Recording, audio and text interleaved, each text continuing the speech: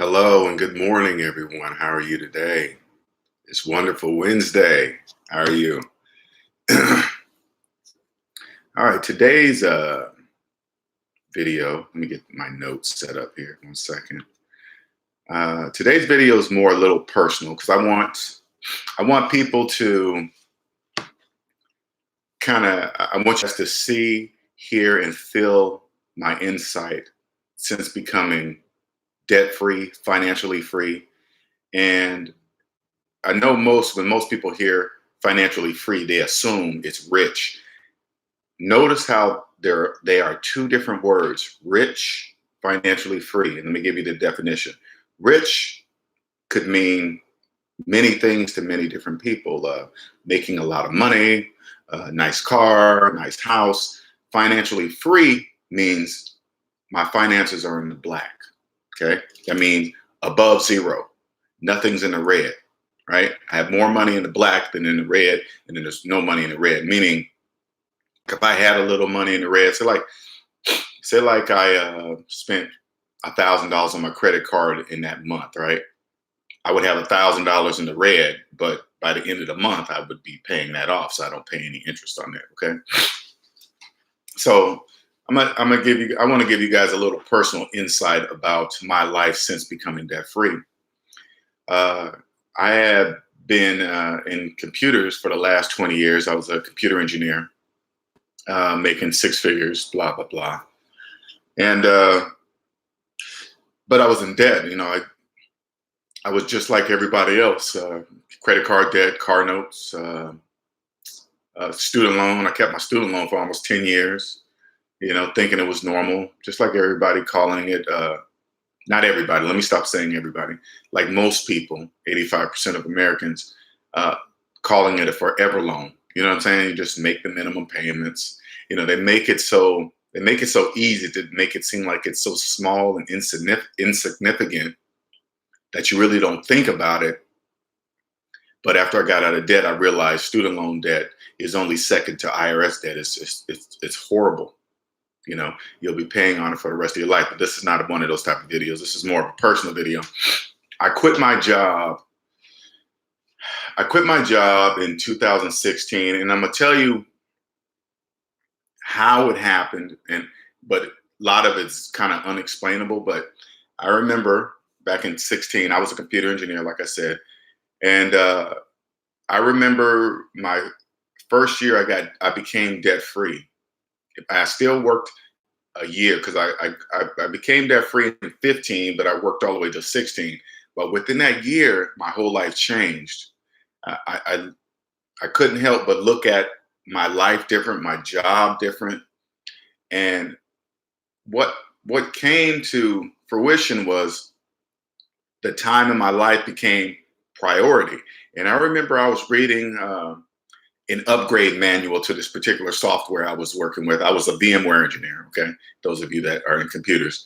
And I remember reading an upgrade manual, and right in the middle of that manual, something just stopped me in the middle and said, "You're not interested in this crap anymore." I kid you not. And I was having a conversation with myself in my head, like, what do you mean? This is my bread maker, this is my money maker, right? And something was like, "You're not interested in this anymore. Go ahead, keep trying to read." And I couldn't keep reading it. It was just boring. It was non-interesting. And I loved computers, loved it. Loved making it all connect and work and helping fix people's problems locally, globally.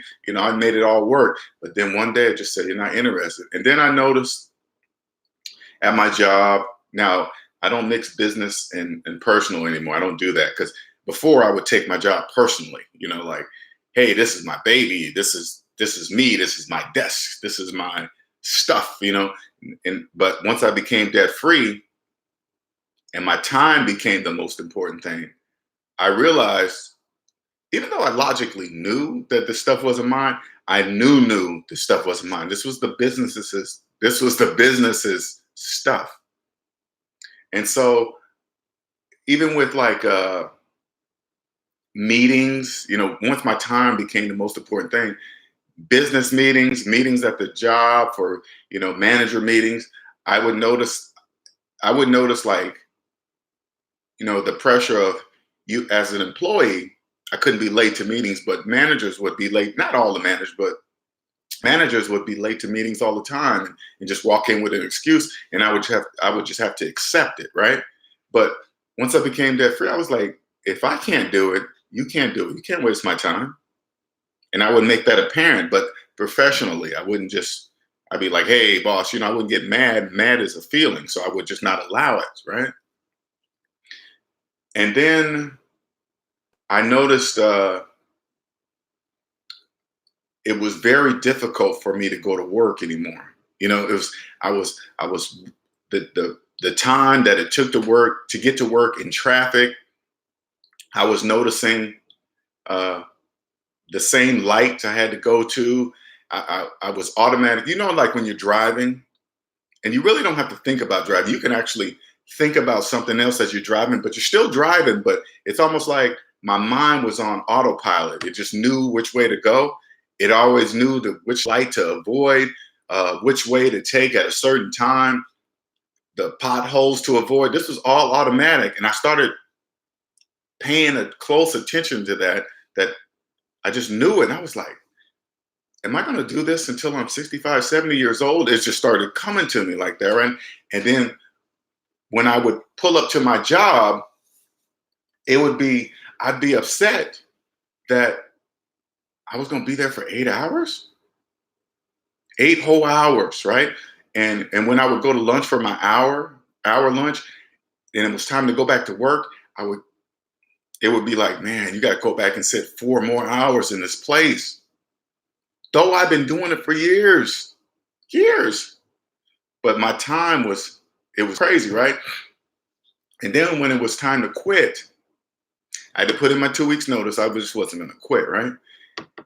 That was the longest 2 weeks of my life. I felt like a caged animal for those 2 weeks,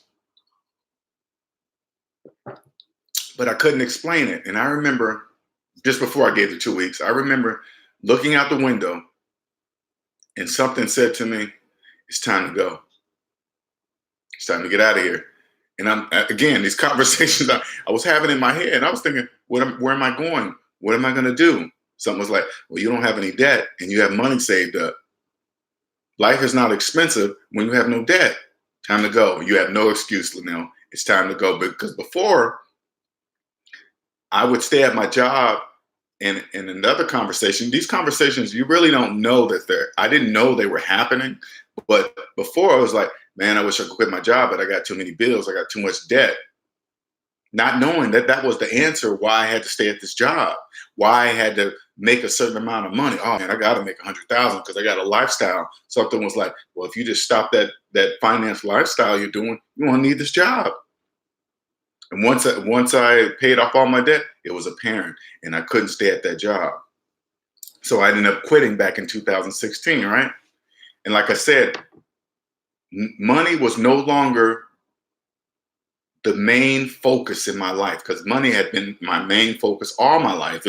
It was in my face every day on TV, commercials. I mean, I couldn't stand commercials anymore. But anyway, I'm not going to jump too deep in that. But it was apparent that money was the focus of my life. Once I got out of debt, it was no longer the focus. It was the time in my life was the most important. And when I was in debt, you always know what you think you would do if you had $1 million, right? You always think I would travel, I would buy stuff, and I would go here, go there. Yeah, but once I got out here, I realized that I couldn't do that forever. There was some kind of purpose I had to do, to live, and it's still difficult to explain to you guys, but I'm gonna try my best to explain it to you. After that, I couldn't. You can't really. You don't really know unless you've done it. If you've worked all your life like I did, you really don't know. You just go by what you see on TV. You might see other people on Facebook. It's a facade until you get out there and do it yourself. And once I did it, don't get me wrong. These last 4 years, I've been enjoying my life. I've been doing pretty much anything I want to do, right? But once I've enjoyed this freedom, I reflect back on all the things I didn't know about money. Like right now, I and this is not, it's not bragging. It's not saying I know more than anybody. This is so simple when it comes to finances. I see how the whole economy works, and it's apparent, and none of this is hidden. None of it. And so I had to get over the hump of. It took me about a year of being angry at myself for wasting so much money when it was just apparent. It was just basic math. All I had to do was apply basic math to my finances, and I'd have been a millionaire years ago with a regular job. With a regular job. It took me a long time to get over that, right? Once I did that, because the first year I was bouncing back and forth. Oh my God, I need a job. No, I don't really want a job. Oh, I need to get a job. No, I don't, because those were old habits. But once I broke that habit, I could enjoy life now, right? I just enjoyed it. Okay. And I realized even if I had $1 million in the bank, I still had to find a purpose. And it wasn't about money anymore. I barely even think about money. It's the craziest thing. I only think about money when I have to, when the rent's due, when the light bills due. And I really don't like physically see, I don't really have to physically see money. It's just electronic transfer, okay, pay that bill. All right, pay that rent. That's it, And so that took a habit to break, to see that, to feel that, right? And then after being free, and like I said, I'm trying to explain this the best way I can. Once I became financially free, the whole economy system, how it all works, became very, very apparent. Like when I watch TV commercials, I can barely watch commercials. I only watch commercials when I have to. I realized things are being sold to me, sold to us 24 hours a day. It's non-stop trying to get you to buy something, trying to get me to buy something. Think about it. Commercials are for selling, right? They just sell stuff. And when I was zoned into watching TV, I wouldn't even think about it. I'd be watching a movie, watching a show or whatever, watching a show. Even at the movies, you watch a show, another commercial, Coca-Cola commercial, this commercial, buy this, you need that. It becomes so overwhelming that I can't even watch regular TV no more. I refuse to watch regular TV. And when I see commercials, I found myself talking to commercials. Like, for example, I was watching regular TV the other day, right? And a credit card commercial came. No, I'm sorry. I was watching a video on YouTube, right? And this guy was, all these people on YouTube, they always have a way to say, I found a credit card hack. The credit card companies are not going to like you if you know this. You can get this cash back. You can do it. That's not true. You're not tricking the credit card companies. That's why they're $1 billion industry. You're not tricking them anything. If you don't know you're already in debt and you believe this person on the internet is going to somehow show you a way how to hack the credit card companies by getting cash back, getting multiple credit cards. But what most people in debt don't realize is that, first of all, that they're in debt. So when you get a credit card, in order to get the cash back, you must go in debt first to somehow get some cash back from what? You ain't getting cash back from nowhere. You're in debt. But when you're in debt, you don't see stuff like that. So when I see these people on the internet, first thing I think is, are they working for the credit card companies? Well, are they doing it? Because the only way I would believe them, if I would see their personal credit report.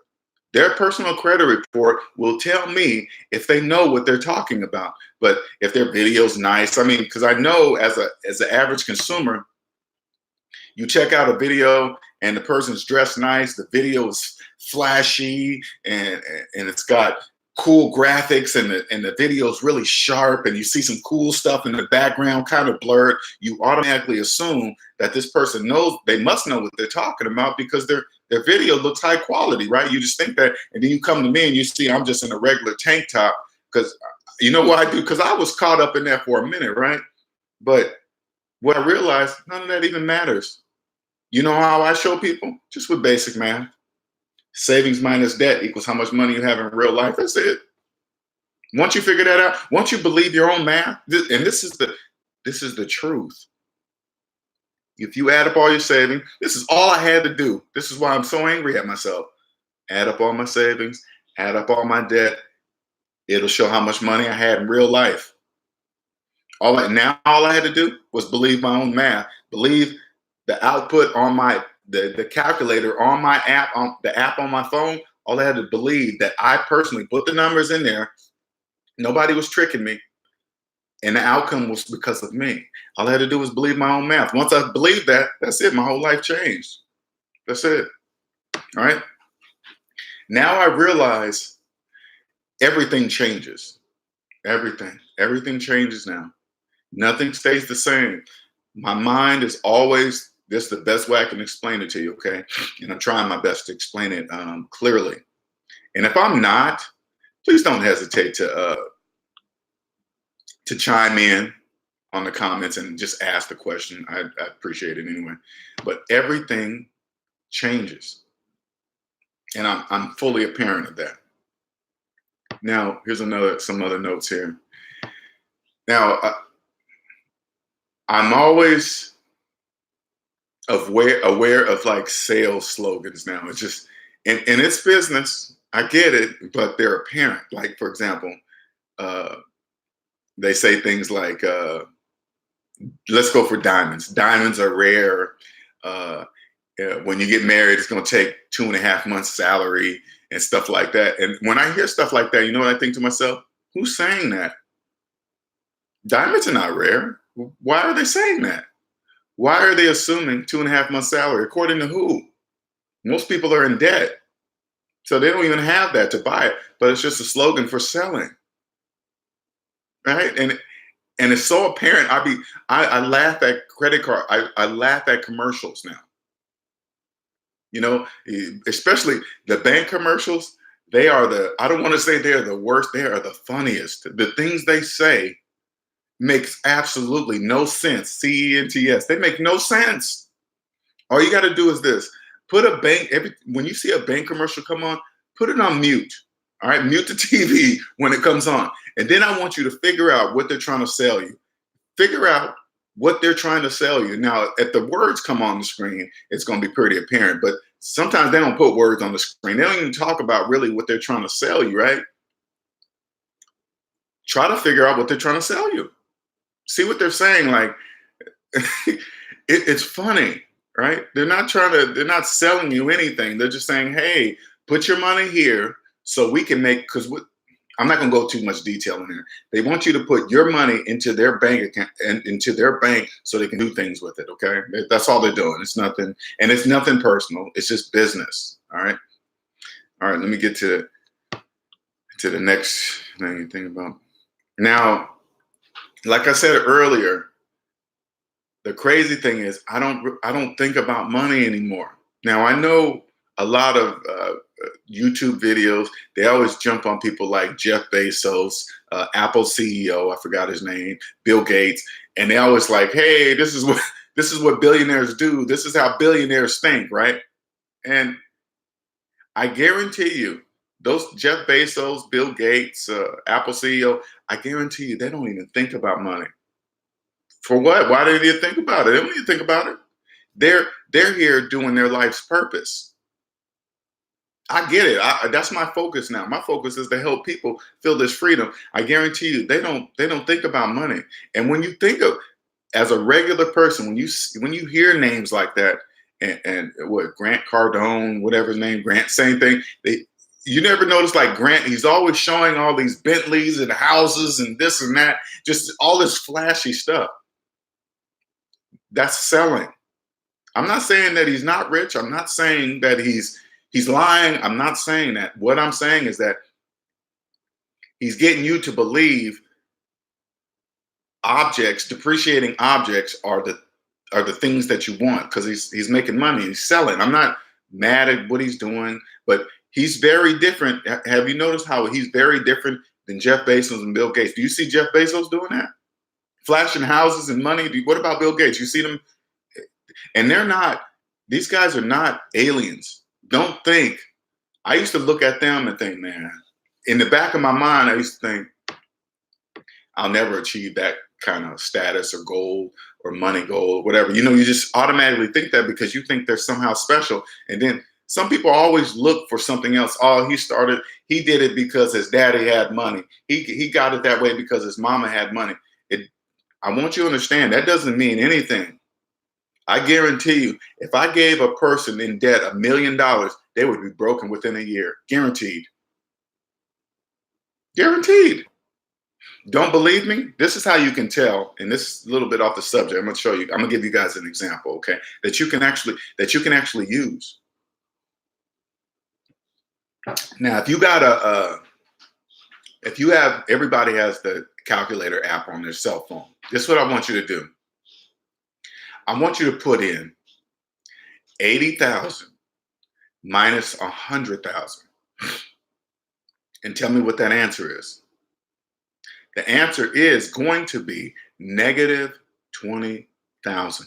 Okay. That's the only answer. There is no other option. That is the only answer. Okay. And this is what I want you to do. Ask 20 or 30 of your friends this question. If and you can rephrase it the way you want to rephrase it. If a person inherited $80,000 but had $100,000 in debt, how should they invest this money? Okay, put it on Facebook, Instagram, ask that question. If a person inherited $80,000 but had $100,000 in debt, how should they invest that money? See the type of answers you get back. Now, I'm gonna tell you this. There's only one answer. The answer is negative 20,000. So the only answer is you must put all the 80,000 on the student loan. There is no other option. There are no other options. Okay. Even if that person had $80,000 cash in their hand, it's really not there because the answer, the math says it's negative $20,000. They're still in the hole. They're less in the hole. They're not $100,000 in the hole. They're only $20,000 in negative $20,000 in the hole. Get it? But see how the response is when you ask this question amongst people. This is to tell you that if you gave somebody $1 million, this is how they would do the money. This is why they would be broke within a year or two, because they don't understand math. And then when you get these answers back, all you got to do is, man, how come people don't know this? How come people don't know that there's only one answer? Negative 20,000. That's what it's like on this side of the fence. People don't know that. And it's just simple math, okay? Let me see. Life is always for change situation. Now, what I also didn't realize, once I got out of debt, I realized debt is a lot of noise. And when I say a lot of noise, I mean due dates, car payments. I didn't realize how many due dates I had to keep track of being in debt. Cable bill, rent, light bill, car notes, credit card bills, especially if you have several credit cards, and all the little side stuff that you might be making payments on, furniture payments, wash and dryer payments. Those are a lot of things that's impossible to keep track of, and you're going to be late on certain dates you forgot. And the businesses, have you noticed this? They be moving due dates randomly. They'll just like, I was looking at my credit card. I only have one credit card. Okay. I was looking at my credit card and I remember it was always due on the 24th. I look at it every month. I looked at the due date just last week. It's moved to the 29th. When and where did that happen? I have no idea, but it moved to the 29th. It was always due on the 21st. They can do that because it's their business. They can change things around. They probably send you a notice that you probably never read, especially if they can get you to move to paperless. That's what the way they spin it, hey, save the earth, less paper used. Yeah, it's less money, and less money they have to spend to send to you. But it's more something that you cannot physically see anymore. So it's out of mind, right? And so now you got to get on electronically to make sure you keep track of that stuff. I get it. It's just business. And you miss a due date, they get to charge you late fees. That's more money on top of interest rate. That's just like money on top of money. That's not even included just the interest earned. Now they can stack a late fee. It's just, and imagine you times that by 10, 15, 20 due dates. You're not going to be able, you can't keep track of that. That's impossible. I promise you. And you see how much money, oh man, it's a whole different thing. Okay. Once the debt noise has been removed, now my life's purpose is apparent. My life's purpose is to help others see and feel this freedom. Don't get caught up in all this credit. Credit it's just a business. It's nothing more than that. It's a business, and it's a business only. What side of the business is totally up to you. You can be on the consumer side of the business, or you can be on the money making side of the business side of the business, right? Credit it's like a coin, heads, tails, and the edge. This is where I live right now, the edge. I can see both sides because I was in debt. I knew the consumer side. Now I'm on the business side. Now I can see it. Life is not even that expensive once you get out of it, once you understand it. Once I understood this and the noise calmed down, I could see, hear everything, right? Now, once I became debt-free, I started getting deeper into understanding how banks work, understanding how the central bank works. And if if I need more money, I have to get a job. I have to get a regular job, right? But getting a job is much different because I don't need a job. If I can, like, oh my God, like, let me give an example. Oh my God, I need to pay my car note. I need to pay these credit cards. I need to pay this, right? No, I need a job to pay my rent. I need a job to pay water. I need a job to pay food, things that keep me alive. But finance, depreciating object stuff, I don't work hours upon hours to pay a car note. I don't work hours upon hours to pay off credit cards. I'll never do that, ever. Depreciating objects, ever. So now the only place I wish I could work for is the bank or the central bank. Now, it's a weird place to be because I know the positions that I could work, they're not listed. They don't really exist. It's not on a job posting because most people don't even know that it exists or what to ask for. Like, I know what I'm looking for, but I don't know how to ask for it. Now,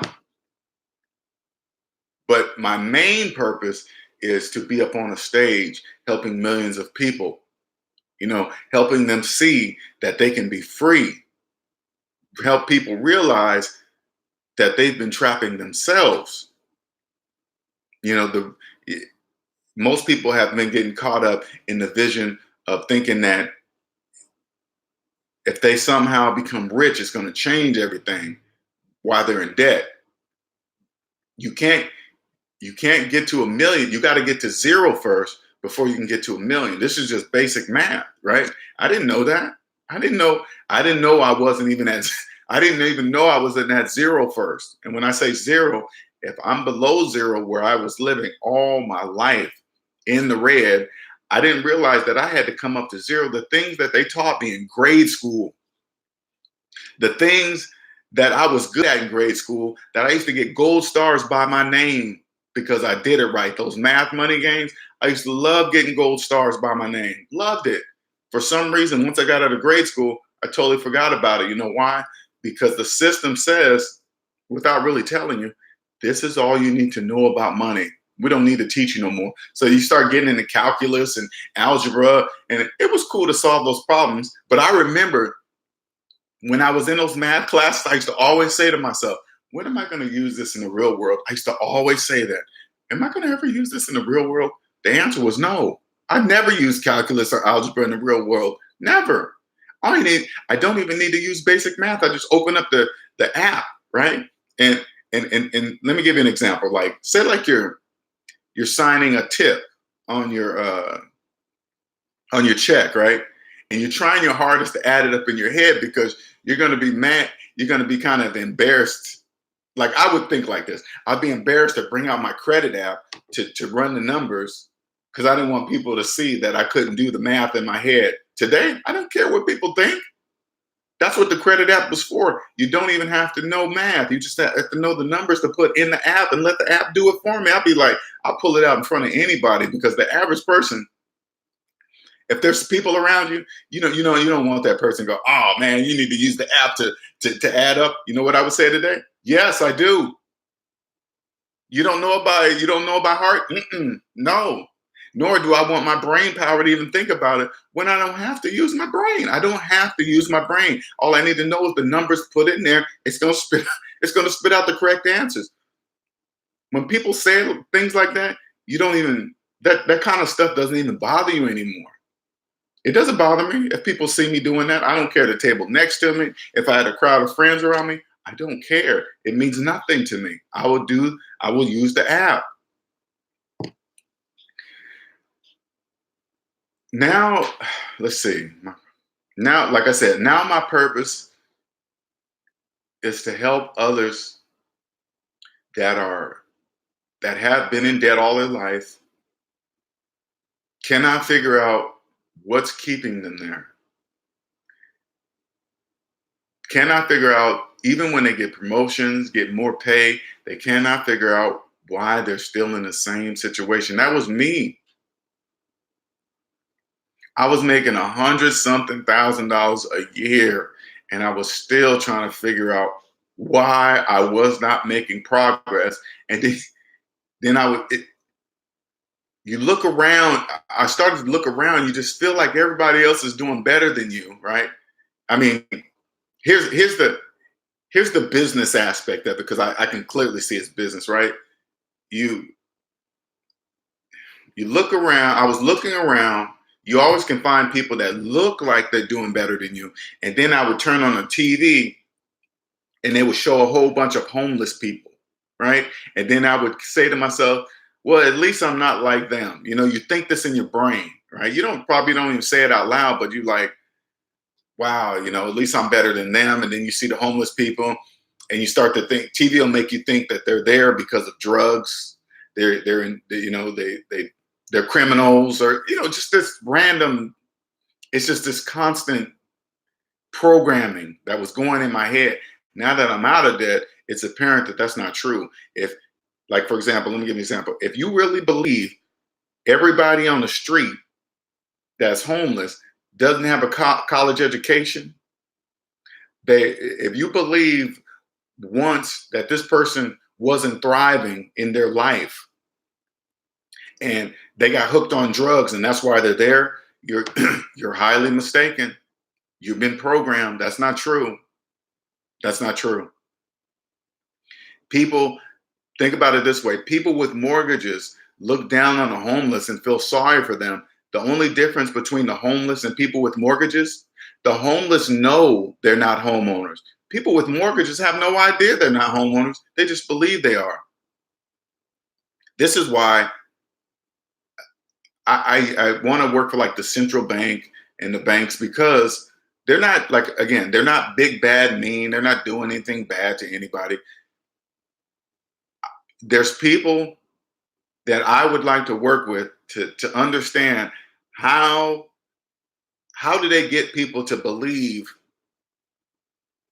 that they're homeowners with a mortgage? How do they get people to believe that they got a great interest rate on a finance car? How do they get people to believe that they got a finance car on sale at a great interest rate? Or how do they get people to believe 0% finance rate for 72 months is the same as cash? How do they do that? How do they convince people? I mean, millions upon millions of people. This is no joke. How do they get people to believe student loans are forever loans, and And it's okay to keep them forever. It just doesn't make, you go to school for 4 years, but you keep your student loan for 20. How do they convince people of that? I don't know how they do that. That amazes me. Because let me tell you, when I first got out of debt, right? Let me see how long I've been going. Sorry, you guys. Okay, 35. When I first got out of debt, I was so excited. It was almost like when a person finds religion, right? They start telling you about Jesus and God and stuff like that, right? I was saying that, I was trying to tell my friends, hey man, I figured out how to become rich. You got to get out of debt. Stop financing cars. Stop believing you're a homeowner with mortgage. If you're gonna keep that house, man, do this, pay that house off so you can really own it. They got mad at me. Oh, Linnell, you think you're better than us? I was like, no. Look at the math. Put it in your calculator. I ain't trying to hear all that. That'll take me forever to pay that off. I'd be like, yeah, but you'll live the rest of your life for free if you did. You put 5 hard working years, ignoring what society says for 5 years, you will be free for the rest of your life. They wasn't even trying to hear me. So then I had to change my approach and get on YouTube and just tell people. And I figured out that only the people that are ready to hear my message, hear what I have to say, are going to hear me. Those are the only people that are going to hear it. You know when you're going to hear it? When you get sometimes hardship finally makes people wake up. Unfortunately, that's what it is. When a person hits a brick wall and they get tired of this repetitive, and then they start to notice, man, if I keep this up, man, I'm gonna be in the same financial situation when I'm 50, 60, 70. Or the things that are in the back of your mind, if I lost this job, how long could I last? A month? 2 months? You know, people, when you start to, if this is you, if you start to think like that, that's a clue. If I lost this job, how long could I last? Do I know how much money I have in retirement? Why am I taking out 401k loans? Why am I borrowing money? Why am I borrowing money for my future today? Why am I doing that? Those are all signs, right? You know, and once you start to think like that, and let me tell you something, you guys, if this is you, that's a sign, but it's a good thing. It's a good thing that you're thinking that way, and the sooner, the better. I promise you, the sooner the better. If you start paying attention to those things and get out of the collective mind thinking, if you start thinking, I naturally have changed my mind, the way I think about money. I stopped thinking about money individually and start thinking about it collectively. Let me give you an example so you can understand what I mean by that. If everybody were rich, okay, meaning you had money and no debt, there would be no one left to finance cell phones, finance cars, believe they're a homeowner having a mortgage, financing phones. There would be nobody left because they would know the reason why I'm rich is because I don't finance depreciating objects. That doesn't make any sense, right? But when you start thinking money collectively, you got to understand that, for example, when they talk about, hey, the average car note is this, say like the average car note is $500, okay? The average is made up of millions upon millions, 85% of Americans making the same financial moves over and over and over again, right? So the average car note is $500. That means millions of people are making an average of $500 a month car note, right? But if you're a person, the 15% of us that are not, don't believe in that kind of stuff and thinking collectively also, I understand that if the 85% are making 500 car notes, that's $500 more per month in my pocket that I'm not paying. That's called phantom income. You only can see phantom income. It's only phantom to people that are in debt. It's still called phantom income over here when you're financially free, but it's in your favor. So if the average cell phone bill is $100 a month and I'm paying 20, that's $80 a month of phantom income in my pocket. Here's the biggest one, and I'm gonna get this, and I just want you to see something, okay? The the 401k, you can put a total of $19,000 a year in your retirement. Now, people in debt, they can't afford to do that because it's mathematically impossible because they're in the negative, they're in the red. Okay. But when you're financially free with a job, you could take 19,000, you can afford to put $19,000 in retirement, let it grow. And this is guaranteed money every year. Okay. You also get to take that same $19,000 off of your annual taxable income. Get it? So say like that was a savings of, let's say, $5,000 a year in taxes. Okay. You're getting $5,000 more per year in your pockets, tax savings, $5,000 that the majority cannot even afford to do, nor can they see it.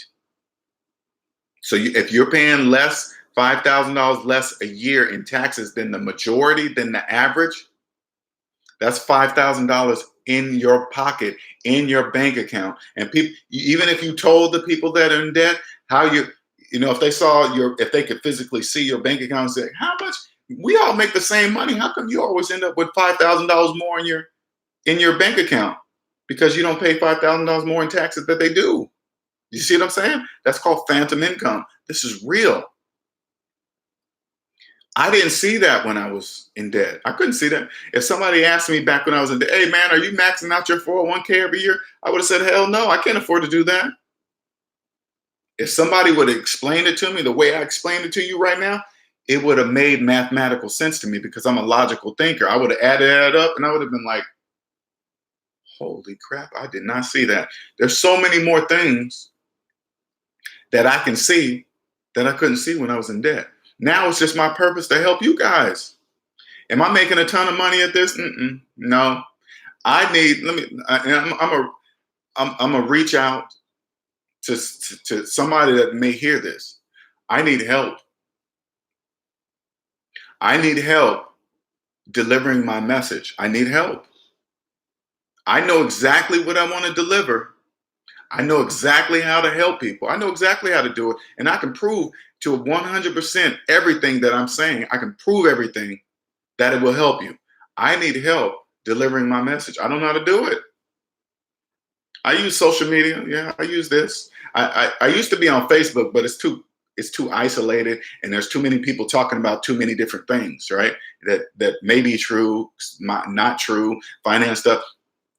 But this is the medium that I can use to prove, to show people my message, to prove my message, and everything can be proven to be true with math. Everything.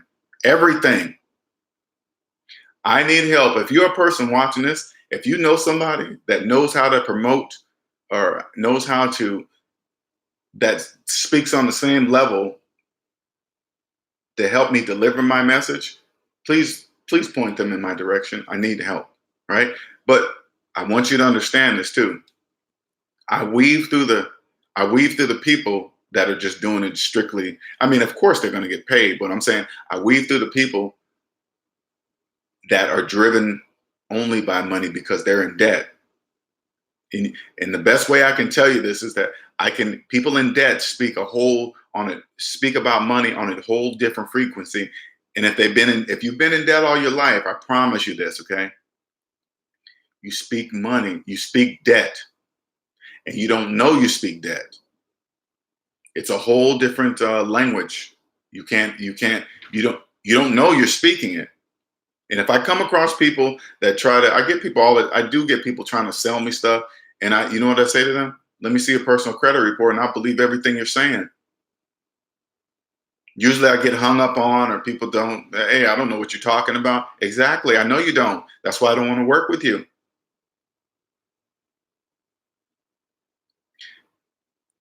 Let me give you another example. If you're a person thinking about working with somebody, right?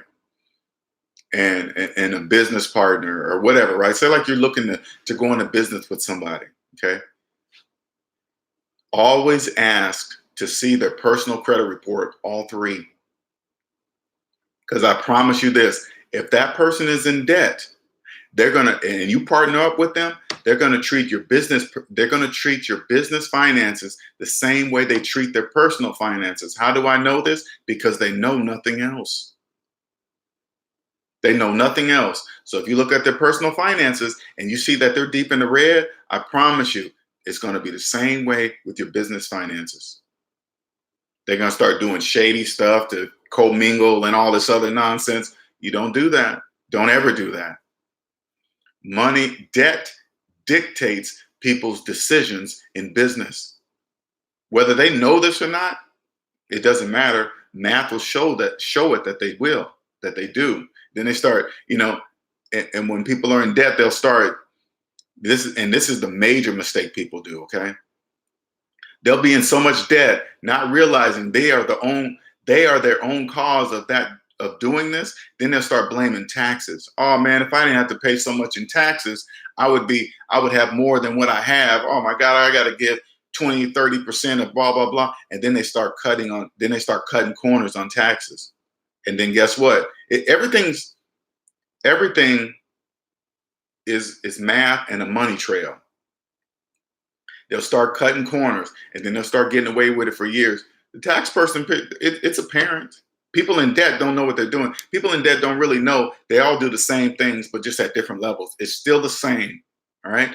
And then once you make X amount of money, right, it starts becoming apparent. And then the tax person, they can see it. If I was a tax person, let me tell you something. If I was a tax IRS auditor, I'd be ruthless. Now, and when I say ruthless, I'm not saying uncaring that like, oh, I'm going to screw you. No, I'd be ruthless because everything would be apparent. Because people in debt, they don't know what they do. They're just doing this pattern. And then I would see it. People in debt would keep doing it because they think they're getting away with it. Let them dig themselves so deep in the hole, and then I'll just come knocking on the door. Hey, how you doing? Yeah, I'm the IRS auditor. I come to see you. Then they'll panic, but they wouldn't know how to fix it because they're in debt. They don't know. And they couldn't fix it even if they wanted to, because this would be years of them getting away with this. And then one day they come knocking on the door.